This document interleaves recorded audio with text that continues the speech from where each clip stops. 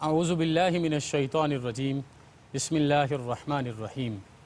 قال اللہ تعالی و تبارک فی القرآن الکریم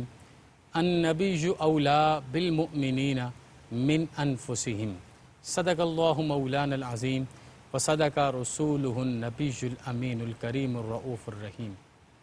اربہا سجود بے نیاز بارگاہ بے کس پناہ خداوند کی حریم پاک میں، اور اربہا درود و سلام سلطان حسینان جہاں کی ذات والا تیبار پر۔ انتہائی ذی وقار ناظرین، ARYQ ٹی وی کے اس خوبصورت پروگرام میں آپ سب کی خدمت میں السلام علیکم ورحمۃ اللہ وبرکاتہ۔ ربیع النور کی برکتوں سے میری اور آپ کی زندگی اس وقت حسن و خوبی کا عظیم تر مرقع بن رہی ہے، اور اسی کو اپنی زندگی کا مقصود بنانے کے لیے آج ایک بڑے اہم موضوع کے ساتھ میں آپ کی خدمت میں حاضر ہوں۔ میں اپنے موضوع کی ابتدا ان خوبصورت جملوں کے ساتھ کرنا چاہوں گا۔ تو عنایتوں کا مجاز ہے، میری خواہشیں میرے نام کر۔ تو عنایتوں کا مجاز ہے، میری خواہشیں میرے نام کر۔ میری راحتوں کو عروج دے، میری دھڑکنوں میں قیام کر۔ میرا ہجر زاد نصیب ہے، تیری طلعتوں کے گمان تک۔ کسی خواب شوق میں آ ذرا، کسی رت جگہ سے کلام کر۔ اور محبت سے یہ جملہ عرض کرنا چاہوں گا کہ اسی ایک کیف سے جوڑ دے، اسی ایک کیف سے جوڑ دے میرے روز و شب کی حلاوتیں۔ اسی ایک کیف سے جوڑ دے میرے روز و شب کی حلاوتیں۔ میری صبح صبح درود ہو، میری شام شام سلام کر۔ انتہائی ذی وقار ناظرین، قرآن پاک کے 21ویں پارے کی یہ آیہ کریمہ آپ کے سامنے پڑھنے کا شرف حاصل کیا۔ احکم الحاکمین نے ارشاد فرمایا النبی اولا بالمؤمنین من انفسہم۔ مومنین اس بات کو بخوبی جان لیں کہ ہر چیز سے زیادہ پیاری ان کی اپنی جان ہے، لیکن ان کی اپنی جانوں سے بھی زیادہ قریب،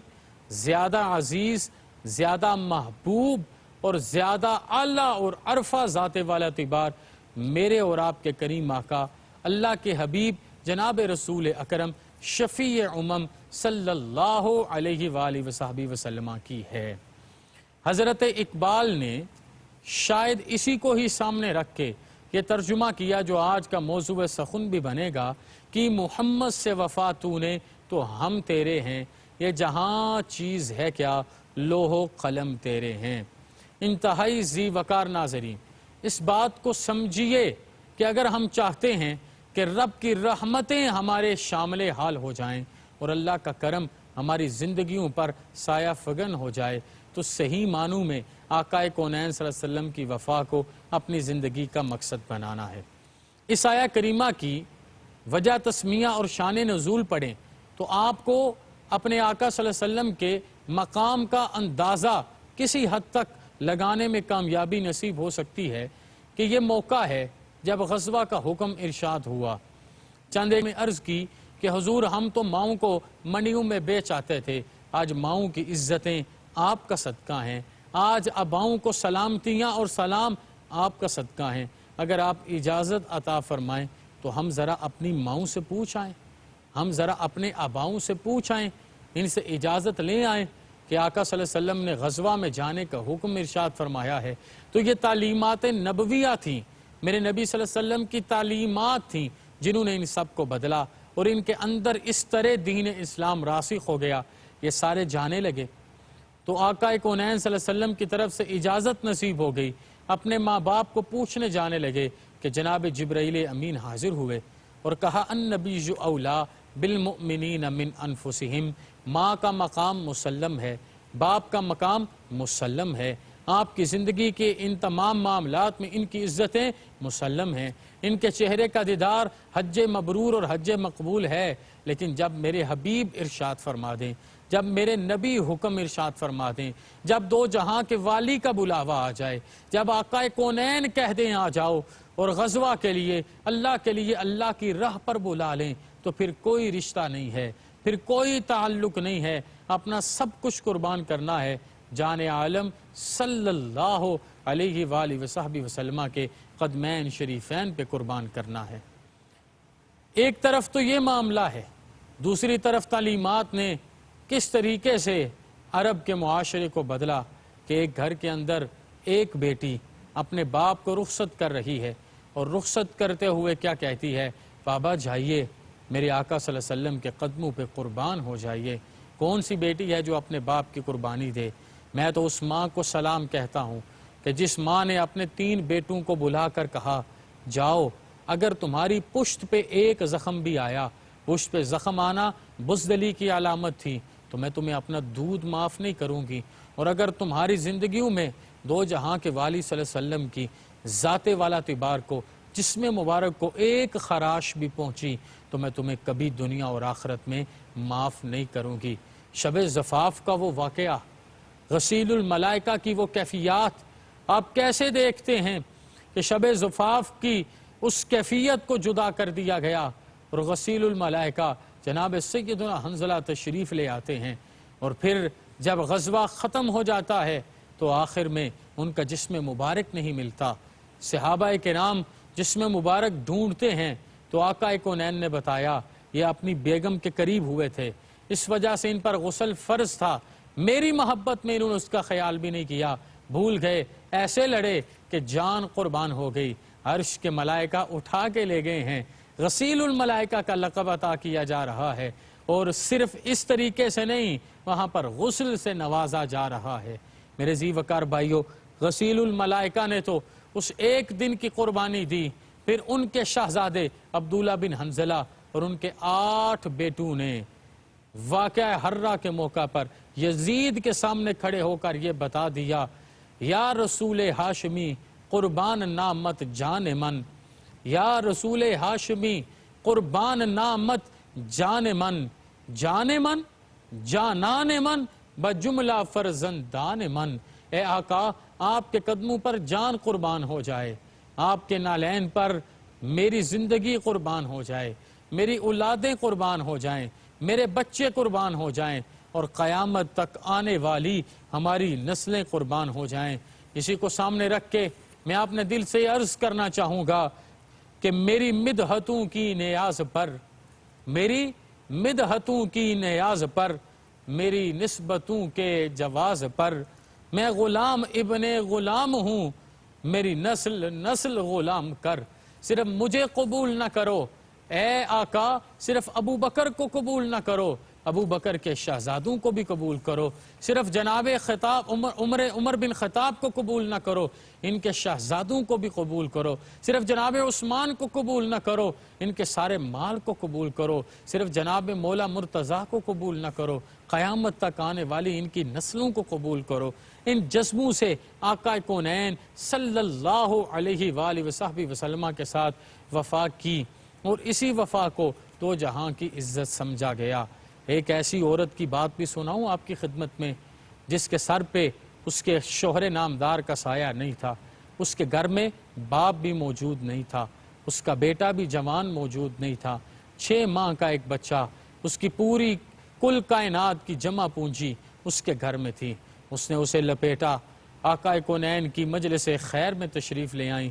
سید عالم صلی اللہ علیہ وسلم پر درود و سلام بھیجے، اور درود و سلام بھیج کے کہا فدا کا ابی و امی و روحی و مالی و عرضی و اطرتی و احبائی و اقربائی و جسمی و جسدی و شبابی و کلامی و اولادی یا سیدی یا رسول اللہ صلی اللہ علیہ وآلہ وسلم، حضور آپ کے قدموں پہ سب کچھ قربان ہو جائے۔ اے میرے نبی، میں بیوہ ہوں، میرے سر پر میرے شوہر کا سایہ نہیں ہے، میرا بھائی جوان نہیں ہے، یتیم کے سر پہ باپ بھی موجود نہیں ہے، اپنی زندگی کا سب سے خوبصورت تحفہ آپ کی خدمت میں لے کے آئی ہوں۔ 2 روایات ہیں، 6 ماہ بھی عمر بیان کی گئی، 1 سال بھی عمر بیان کی گئی۔ اس کو ایک طرف رکھیے، اس ترکیب کو سنیے اور سمجھیے، اور اس ماں کے جذبات کو سلام پیش کیجئے جو ماں یہ کہتی ہے حضور اس لیے اپنے بچے کو لے کے آئی ہوں، جب وہ دوپٹہ ہٹا 6 ماہ کا پھول دیکھا،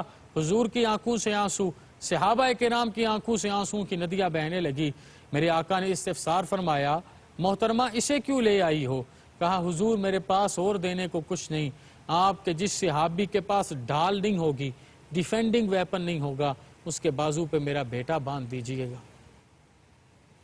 وہ میدان کارزار میں اترے گا، کفر کا لشکر مقابلے میں آئے گا، حضور وہ وہاں سے تیر چلائیں گے، وہ تیر ان کی طرف آئے، یہ صحابی آگے میرے بیٹے کو کر دیں، ایک تیر سے آنکھ نکلے، ایک سے پیشانی شہید ہو، ایک سے اس کا چہرہ زمین پر اتر کے سرفرازی کائنات پائے، اس کا معصوم وجود شہید ہو جائے، حضور ایک ایک خون کا قطرہ آپ کی محبتوں میں قربان ہو جائے، میں یہ سمجھوں گی اس نسل کو پیدا کرنے کا مقصد مکمل ہو گیا۔ آج کے اس زمانے میں جب ہم سرے بازار مصطفیٰ پر، نام مصطفیٰ پر بکنا اپنی زندگی کا مقصود نہیں بناتے تو میں کون سے جملے آپ کے سامنے کروں؟ میں تاریخ عاریۃً یہی واقعات آپ کی خدمت میں لے کے آؤں گا کہ سید عالم صلی اللہ علیہ وآلہ وصحبہ وسلم کی حفاظت کے لیے، آقا کونین کی نوکری کے لیے، آقا کونین کی خدمت کے لیے کبھی کوئی عامر اٹھتی نظر آتی ہیں، کبھی کوئی عمارہ اپنا وہ سب کچھ قربان کر دیتی ہیں۔ میں جب احد کا منظر دیکھتا ہوں تو میرا دل یہ کہتا ہے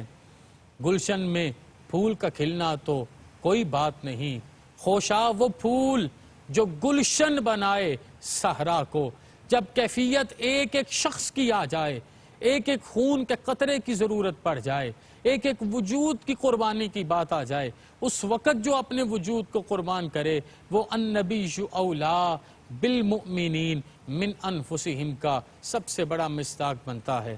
آپ دیکھیے جناب سیدنا صدیق اکبر آقا کونین صلی اللہ علیہ وسلم کے ساتھ ہیں، کفار حملہ کرتے ہیں، جناب صدیق اکبر ڈھال بن کے کھڑے ہو جاتے ہیں، کیفیت غشی کی طاری ہو جاتی ہے، ماں پاس بیٹھی ہے، لیکن جب آپ کو ہوش آتا ہے تو آپ اپنے کریم آقا صلی اللہ علیہ وسلم کے بارے میں استفسار کرتے ہیں۔ آپ دیکھیے ہجرت کی رات جناب عمر بن خطاب ننگی تلوار اپنے سینے پر باندھ کے کہتے ہیں ہے کوئی جو یہ چاہے اس کا بیٹا مرے اور ماں روئے، ہے کوئی جو یہ چاہے بیوہ ہو جائے، ہے کوئی جو یہ چاہے اس کے بھائی کے ٹکڑے ہو جائیں، تو آؤ عمر کے مقابلے میں اور روک کے دکھاؤ۔ جناب عثمان بن عفان کو صلح حدیبیہ کے موقع پر جب بیت اللہ کے حج کی دعوت دی جاتی ہے تو آپ آقا کونین صلی اللہ علیہ وسلم کے بنا حج بیت اللہ، عمرہ یا حج بیت اللہ یا طواف کرنے کے شوق کو پورا نہیں فرماتے۔ اور مولا کائنات کا تو میرے آقا صلی اللہ علیہ وسلم کے ساتھ رشتہ ہی عجب تھا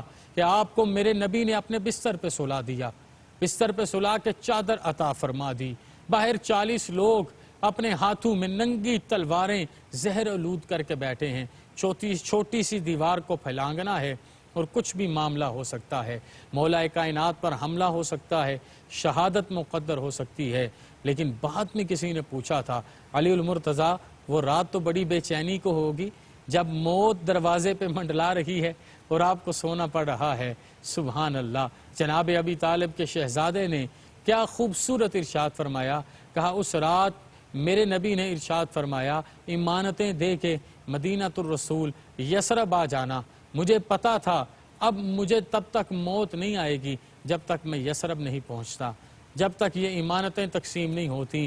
اور کسی رات موت آ سکتی ہے، آج کی رات موت ٹالنے کی ذمہ داری رسول ہاشم نے لی ہے، رسول اکرم نے لی ہے، میرے پیغمبر نے کرم فرما کے لی ہے۔ انتہائی ذی وقار سامعین و ناظرین، سید عالم صلی اللہ علیہ وسلم کی وفا کے لیے ہم جیتے ہیں، ہمیں اپنی اولاد بھی قربان کرنی ہے، کیونکہ ایمان کامل نہیں ہوگا۔ اللہ پاک نے اپنے حبیب سے جتنی محبت کی اسے سمجھنا ہے، لا یؤمن احدکم حتی اکون احب الیہ من والدہ وولدہ والناس اجمعین، جہاں بر کی ہر چیز سے بڑھ کے رسول اکرم سے وفا کرنی ہے، اور جب آپ سے وفا کرنی ہے کسی لے تو لال سے کام نہیں لینا، سب کچھ قربان کر دینا ہے، اور جس کی ساری متاع حضور کے قدموں پہ قربان ہو جائے وہی تو حقیقی عزتیں پایا کرتا ہے۔ یہی پیغام آج ARYQ TV کے اس خوبصورت پروگرام سے آپ کی خدمت میں عرض کر رہا ہوں۔ اپنی صبح کو،